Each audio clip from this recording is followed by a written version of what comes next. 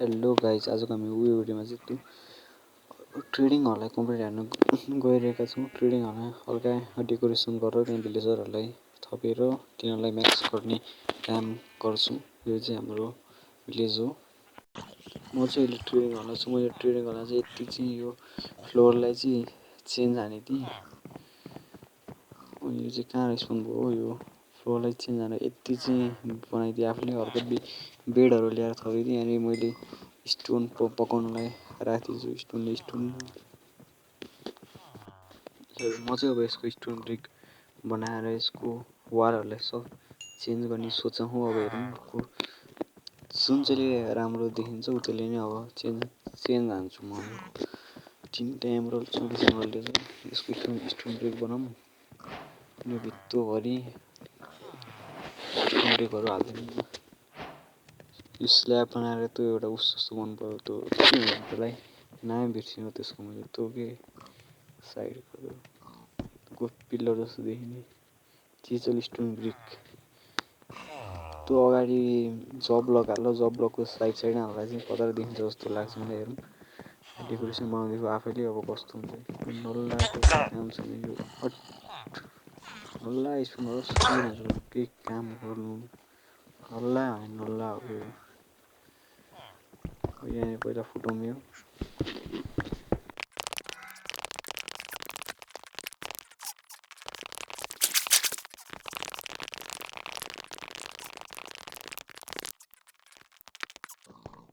मैले चाहिँ ट्रेडिङ हलको साइज अलिकति ठुलो बनाइदिएँ किनकि मलाई पूजा जस्तो लागेन। यहाँ सबलाई लाइब्रेरियनहरूलाई ल्याएर म्याक्स गर्नुपर्छ, त्यसले हल्का साइज ठुलो बनाएको। अब यहाँनिर यो हालेर बिचमा जब ब्लक हुन्छ यसको। अनि यो स्टोन ब्रिक भएको ठाउँमा चाहिँ जब ब्लक हालियो। अनि त्यसको साइडमा चाहिँ यो भित्तो जस्तो बनाउन खोजेँ मैले। हेरौँ अब कस्तो देखिन्छ डिजाइन। अब म यो सब बनाइसकेपछि देखाउँछु।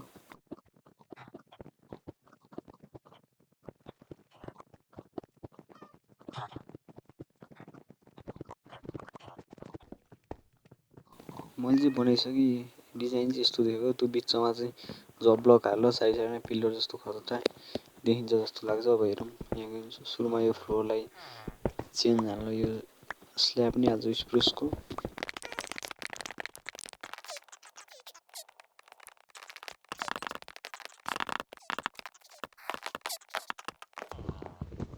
मैले यहाँ स्ल्याब हाल्न सकेँ। अब चाहिँ यो ट्रेडिङ हलको लुक्स यस्तो देखिएको छ। अब म यो सबतिर यस्तो डिजाइन बनाइसकेपछि देखाउँछु।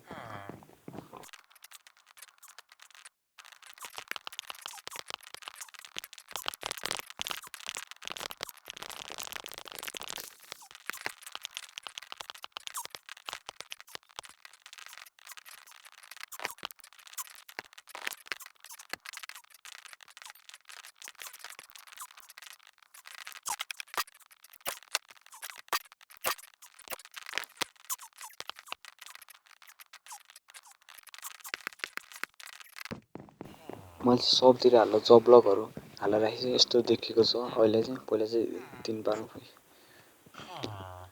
रातै भयो भने त्यत्तिकै सुत्छ यस्तो देखिन्छ। अब यो माथि नै सब स्टोन ब्रिकमा चेन्ज हान्छु म यो। अनि चाहिँ अलिकति खतरा देखिन्छ कि नभए यो त हावा देख्यो कि यहाँ स्टोन ब्रिक हालौँ कि स्ल्याब हालौँ भयो कि। त्यो स्ल्याब हाल्यो भने हल्का स्पेस ठुलो पनि देखिन्छ। स्टोन ब्रिक हाल्यो भने सानो देखिन्छ। यो स्ल्याब हाल्यो भने केही चिज कच्चो छोचो देखिन्छ। अर्कै डिजाइन देखिन्छ कि त्यहाँनिर भित्तामा आधी स्टोन आधी स्ल्याब जस्तो देखिन्छ। त्यसले म सब फुटाएर स्टोन ब्रिक हालिसकेपछि अब देखाउँछु।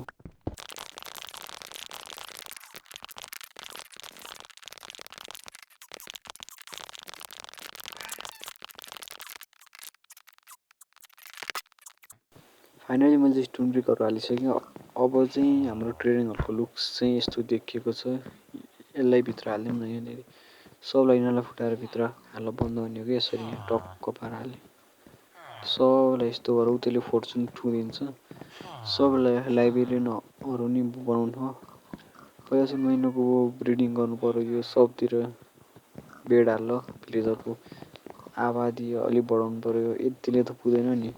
सब आर्मरहरूलाई म्याक्स गर्नु पर्यो। अनि टुल्स पनि अनि आर्मरर सब प्रकारको लाइब्रेरियन हाल्नु पर्यो।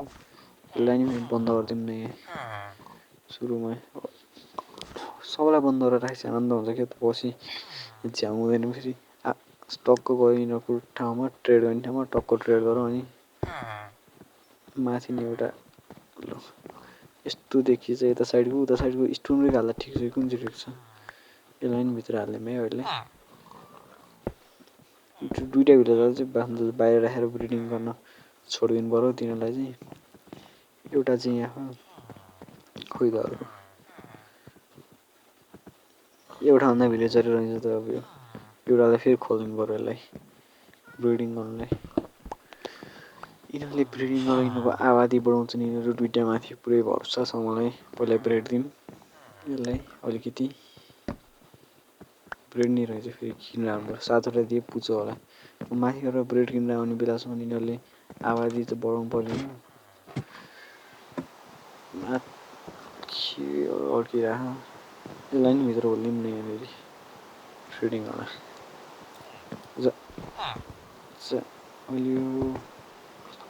अलि बेकार भएको छ। ब्लक हाल्नु पहिला अनि खस्दैन त यो त। ल हाम्रो ट्रेडिङ होला। अर्को एउटा थपियो। अब यसरी हुँदाखेरि पहिला सुरुमा ब्रेड ल्याएर सबलाई दिन्छु। मैले फार्मर चाहिँ उयोको घरभित्र बन्द गरेर राखेको थिएँ। त्यही भएर ट्रेडिङ घरको आवश्यकता पऱ्यो कि एउटा घरखन् सब एउटा छुट्टी ट्रेड गर्न नि छ्याउ हुन्छ कि। यति भइकन पुग्छ होला सायद। यो बेड पनि लगेर हालिदिउँ सुरुमा।